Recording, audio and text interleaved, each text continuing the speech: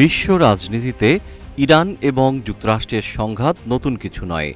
কখনো ড্রোন, কখনো পরমাণু চুক্তি, আবার কখনো তেলের খনি নিয়ে দুই দেশের উত্তেজনা চরমে থাকে। কিন্তু এখন লড়াইটা কোনো মারণাস্ত্রের নয়, লড়াইটা ছোট এক ফল, বাদাম নিয়ে, যাকে বলা হয় সবুজ সোনা বা গ্রিন গোল্ড।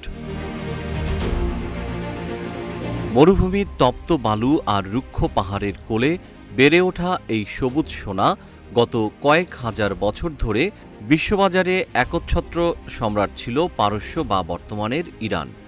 কিন্তু সময়ের বিবর্তনে সেই সাম্রাজ্যের একচেটিয়া আধিপত্য এখন হুমকির মুখে।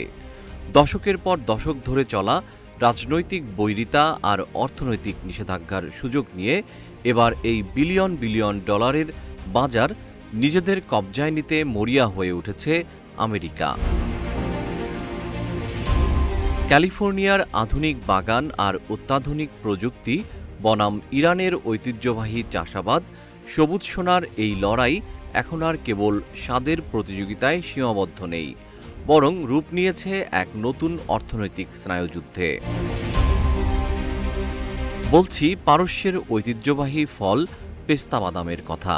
ইরানের জন্য পেস্তা কেবল কৃষিপণ্য নয়, এটি তেলের বিকল্প আয়ের বড় উৎস। কিন্তু মার্কিন অবরোধের কারণে ইরান বিশ্ববাজারে পণ্য পাঠাতে বা টাকা সংগ্রহ করতে বারবার হোঁচট খাচ্ছে। এই সুযোগটি কাজে লাগিয়েছে যুক্তরাষ্ট্র। ক্যালিফোর্নিয়ার আধুনিক চাষাবাদ পদ্ধতি আর নিরবিচ্ছিন্ন সরবরাহের কারণে তারা এখন বিশ্বের ১ নম্বর রপ্তানিকারক। বর্তমানে ইরান এবং যুক্তরাষ্ট্র মিলিয়ে বিশ্বের প্রায় ৭০ থেকে ৮০% পেস্তা উৎপাদন করে। ইরানের বাদামের স্বাদ ও রঙের সুনাম বিশ্বজুড়ে থাকলেও যুক্তরাষ্ট্রের শক্তি হল তাদের প্রযুক্তি। মার্কিন চাষিরা একর প্রতি অনেক বেশি ফলন পাচ্ছে, যেখানে খরা এবং পানির অভাবে ইরানের কৃষকরা লড়াই করছে নিজের অস্তিত্ব রক্ষায়। আন্তর্জাতিক বাজারে চীনের মতো বিশাল ক্রেতাদের কাছে নিজের প্রভাব বজায় রাখতে দুই দেশই মরিয়া। ইরান তার ঐতিহ্যবাহী স্বাদ দিয়ে বাজার ধরে রাখতে চায়, আর যুক্তরাষ্ট্র চায় তাদের সস্তা ও চকচকে মানের মাধ্যমে আধিপত্য ধরে রাখতে।